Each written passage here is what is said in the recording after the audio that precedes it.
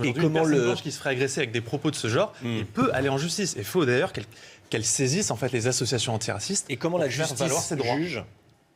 Eh bien, de la même manière que pour toutes les autres formes de racisme. Voilà, c'est très important, les gens ne le savent pas, mais cette forme de racisme, elle est reconnue. La justice va condamner les auteurs d'agressions.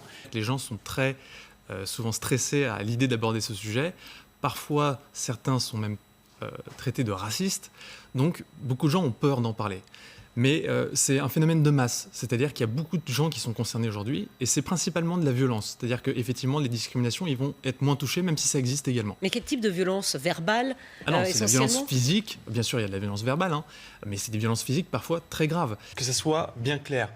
L'idée, c'est vraiment de reconnaître un racisme et de le combattre comme toutes les autres formes de racisme. C'est pas de faire la concurrence victimaire. Ça, c'est le grand danger dans lequel aujourd'hui les identitaires, les communautaires essayent de nous mettre. Une partie de l'antiracisme qui n'aime pas aborder ce sujet, mais on a une autre partie de l'antiracisme qui vous dit que le racisme en dit blanc n'existe pas. Et c'est cette partie-là qui est très dangereuse aujourd'hui, puisqu'elle est gangrénée par ce qu'on appelle l'indigénisme. C'est-à-dire que ce sont les personnes qui gravitent autour du parti indigène de la République et qui ont des théories raciales, racistes anti-blancs, mais aussi antisémites, homophobes.